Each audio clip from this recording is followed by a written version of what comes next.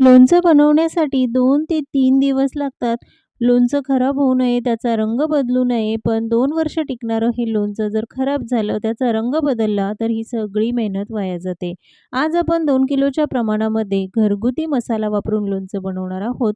लोणच्याचा रंग बदलू नये म्हणून हा एक सिक्रेट पदार्थ यामध्ये घातला, की 2 वर्षही लोणच्याचा रंग बदलणार नाही. अगदी चविष्ट, चटपटीत असं कैरीचं लोणचं बनवण्याची सगळ्यात सोपी पद्धत.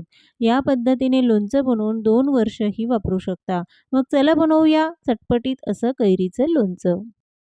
लोणचं बनवण्यासाठी मी 2 किलो राजापुरी कैरी घेतली आहे. कैरी घेताना अगदी कडक बघून घ्या, जरासुद्धा नरम कैरी वापरायची नाही. त्यामुळे लोणचं लवकर खराब होतं. लाडवा कैरी, तोतापुरी किंवा राजापुरी यापैकी कोणतीही कैरी तुम्ही लोणचं बनवण्यासाठी वापरू शकता.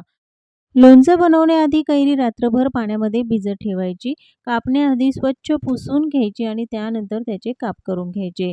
मी जी राजापुरी कैरी वापरली ती मोठी आहे. त्यामध्ये जी कोय आहे ती देखील कडक आहे. त्यामुळे घरी याचे काप करता येत नाही. जिथे कैरी आपण विकत घेतो त्यांच्याकडूनच मी ही कैरी कापून घेतली, पण घरी स्वच्छ धुवून पुसून नंतर मी कापण्यासाठी नेली होती. लोणच्यामध्ये कैरीची कोय म्हणजे जो जाडसर भाग असतो त्यामुळे लोणचं चविष्ट लागतं. घरी सुरीने ते कापता येत नाही, म्हणूनच बाहेर किंवा तुमच्याकडे असा मोठा कोयता असेल तर त्याने कैरीचे मध्यम आकाराचे हे काप करून घ्यायचे. घरी आणल्यानंतर मी एका स्वच्छ कपड्याने हे काप पुसून घेतले. एका मोठ्या परातीमध्ये घालून घेऊ. यामध्ये घालायचं आहे 3 चमचे मीठ आणि 2 चमचे हळद घालून घेतली. हळद आणि मीठ कैरीला व्यवस्थित लावून घ्यायचे आहे. हळद आणि मिठाचं जे प्रमाण आहे टेबलस्पूनने बघाल तर 3 टेबलस्पून मीठ आणि 2 टेबलस्पून यामध्ये हळद घालायची. हे सगळं व्यवस्थित कैरीला लावून घेतलं आहे. कैरीला लावल्यानंतर आता एका मोठ्या पातेल्यात किंवा भांड्यामध्ये हे सगळे कैरीचे काप घालून घ्यायचे.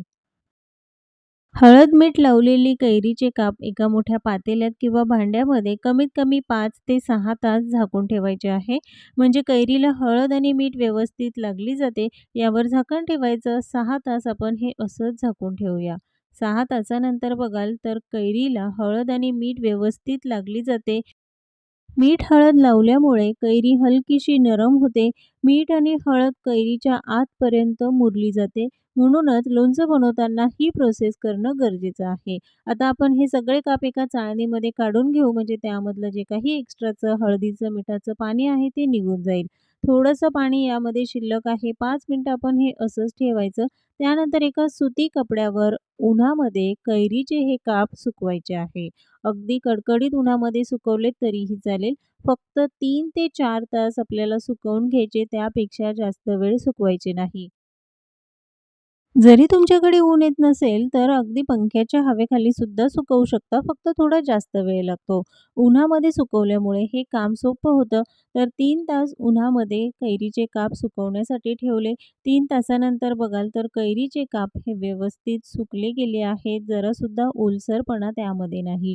कैरी व्यवस्थित सुकली आहे की नाही कसं ओळखणार? तर कैरीचे काप हाताने दाबून बघा. हलकासा ओलसरपणा जाणवत असेल किंवा त्यातून पाणी येत असेल तर समजायचं कैरी ओलसर आहे. पुन्हा अर्धा ते 1 तास सुकवून घ्यायची. पण ही कैरी परफेक्ट सुकली आहे. आता आपल्याला मसाला बनवायचा, तर त्यासाठी मोहरीची डाळ घेतली आहे 1.5 कप. वजनी प्रमाणात बघाल तर 250 ग्राम मोहरीची डाळ घेतली. मीठ वापरलं आहे मी खडे मीठ वापरलं तर 1 कप यामध्ये खडे मीठ घालायचं. वजनी प्रमाणात बघाल तर 125 ग्राम खडे मीठ आहे. 5 चमचे मेथीदाणे घेतले आहे. आता हे सगळं भाजून घ्यायचं. तर कढईमध्ये सुरुवातीला मोहरीची डाळ भाजून घेऊया. म्हणजे त्यामध्ये हलकासा ओलसरपणा असेल तर तो निघून जाईल. पण खूप रंग बदलेपर्यंत भाजायची नाही. अवघी 1 ते 2 मिनिटं भाजून घेतली की एका सुती कपड्यावर घालून घेऊया. लगेच ताटामध्ये काढून घ्याल तर वाफेमुळे त्याला पाणी सुटतं आणि पुन्हा मोहरीची डाळ ओलसर होईल. म्हणूनच सुती कपड्यावर घालून थंड होण्यासाठी ठेवूया. कढईमध्ये मीठ घालून तेही भाजून घ्यायचं आहे. गॅस अगदी कमी आचेवर ठेवायचा. 2 ते 3 मिनिटं मीठ भाजूनच घ्यायचं. तुम्ही कोणतंही मीठ वापरा, ते भाजून वापरा. त्यातला ओलसरपणा कमी होतो. त्यामुळे लोणचं जास्त दिवस टिकतं, ते खराब होत नाही. थंड होण्यासाठी सुती कपड्यावर काढून घेतलं. आता लोणचं म्हटलं तर ते शेंगदाणा तेलातलंच खावं, यासाठी मी एनलाईव्ह या ब्रँडचं लाकडी घाण्याचं शेंगदाणा तेल वापरलेलं आहे. रिफाईंड तेलामध्ये लोणचं बनवल्यानंतर वेगळा असा स्मेल येतो. त्यासाठी शक्यतो लाकडी घाण्याचं शेंगदाणा तेलाचा वापर करा. आता 2 चमचे तेल कढईमध्ये घालून घेतलं आहे. गॅस अगदी कमी आचेवर ठेवायचा. यामध्ये मेथी दाणे घालून ते चांगले भाजून घ्यायचे. रंग बदलेपर्यंत भाजून घ्यायचे आहे. त्यानंतर गॅस बंद करायचा. हे मिश्रण हलकंसं थंड होऊ द्यायचं. यामध्ये घालायचं आहे 2 टेबलस्पून हिंग. हिंग ही आपल्याला तेलावरच परतवून घ्यायचं आहे. मेथीदाणे आणि हिंग चांगलं परतवून घेतलं, पण हिंग घालताना मिश्रण हलकंसं थंड करायचं. मेथीदाणे तेलावर भाजल्यामुळे त्यातला कडवटपणा कमी होतो, म्हणून ते भाजून वापरायचे. जर मेथीदाण्याची पावडर असेल, ती देखील तेलावर परतवून घ्या. आता हे मिश्रण थंड झालं, की मिक्सरच्या भांड्यामध्ये घालून घेऊ आणि हलकंसं रवाळ असं आपल्याला हे मिक्सरवरनं फिरवून घ्यायचं. खूप जास्त बारीक पावडर करायची नाही. तर आपण हे मिक्सरवरनं फिरवून घेतलं, लगेचच मोठ्या परातीत किंवा भांड्यामध्ये घालून घ्या, जिथे आपल्याला कैरीला हा सगळा मसाला व्यवस्थित लावता येईल. त्यानंतर जी मोहरीची डाळ आहे, त्यातली अर्धीच डाळ आपल्याला मिक्सरवरनं फिरवून घ्यायची आहे. आता जी राहिलेली डाळ आहे तीही यामध्येच घालून घेऊया. यासाठी आपल्याला लाल तिखट वापरायचं आहे, काश्मीरी लाल तिखट, ज्यामुळे लोणच्याला रंग छान येतो. 4 चमचे काश्मीरी लाल तिखट घेतलं. वजनी प्रमाणामध्ये 50 ग्राम तिखट आहे आणि त्यानंतर रोजच्या जेवणातलं जे लाल तिखट असतं, ज्यामुळे लोणचं हलकंसं तिखट होईल, तर 3 चमचे यामध्ये लाल तिखट घालून घेतलं. 3 चमचे घालायची आहे हळद आणि हे व्यवस्थित मिक्स करून घ्यायचं. तुम्ही तिखट तुमच्या चवीनुसार कमी जास्तही करू शकता. लोणचं तिखट हवं असेल तर यामध्ये 2 ते 3 चमचे लाल तिखट अजून घालायचं. आता हे चांगलं मिक्स करून घेतलं. मीठ आपण जे गरम करून थंड करून घेतलं, त्यानंतर मिक्सरवरनं फिरवून घ्यायचं आणि हे सगळं मीठ आपल्याला मसाल्यामध्ये घालायचं आहे. मीठ आणि मसाले व्यवस्थित एकजीव करून घ्यायचे. तयार आहे घरगुती पद्धतीने बनवलेला मस्त असा मसाला. जेव्हा पाहिजे तेव्हा तुम्ही यापासून लोणचं बनवू शकता. आता आपल्याला लोणच्यामध्ये घालण्यासाठी तेल घ्यायचं आहे. तर इथे शेंगदाणा तेल वापरलं आहे. कढईमध्ये 3 कप तेल घालून घेऊ. वजनी प्रमाणामध्ये अर्धा लिटर तेल आहे. 2 किलो लोणच्यासाठी अर्धा लिटर तेल वापरायचं. शक्यतो शेंगदाणा तेलाचा वापर करा. रिफाईंड तेलामुळे लोणचं जास्त दिवस जेव्हा आपण ठेवतो, एक वेगळा असा स्मेल येतो, जे लोणचं खाताना जाणवतो. तेल कडकडीत गरम झालं, की त्यानंतर गॅस बंद करायचा आहे. 3 ते 4 मिनिटं तेल हलकंसं थंड होऊ द्यायचं. त्यानंतर 1 चमचा यामध्ये ओवा घालायचा आहे. लवंग घालायचे आहे 10 ते 12 आणि आता हे तेल पूर्ण थंड होऊ देऊया. तेल थंड होत आहे तोपर्यंत मसाल्यामध्ये सुकवलेल्या ज्या कैऱ्या आहेत त्या सगळ्या घालून हा मसाला संपूर्ण कैऱ्यांना व्यवस्थित लावून घ्यायचा. एवढ्या साहित्यामध्ये 2 किलो कैऱ्यांसाठीचं हे लोणचं तयार होतं. तुम्हाला कमी किंवा जास्त बनवायचं असेल त्यानुसार मसाला कमी जास्त बनवायचा. जर घरगुती मसाला वापरायचा नसेल तर विकतचं लोणचा मसाला वापरूनही लोणचं बनवू शकता. पण विकतचा मसाला वापरल्यामुळे लोणच्याला खार अजिबात तयार होत नाही. आता तेल बघा पूर्ण थंड झालं आहे. हाताला अजिबात चटका बसत नाही. तेल पूर्ण थंड होऊ द्यायचं. त्यानंतरच लोणच्यावर घालायचं आहे. जरासुद्धा कोमट तेल नसावं. त्यामुळे वाफ तयार होईल, लोणच्याला पाणी सुटेल आणि लोणचं खराब होईल.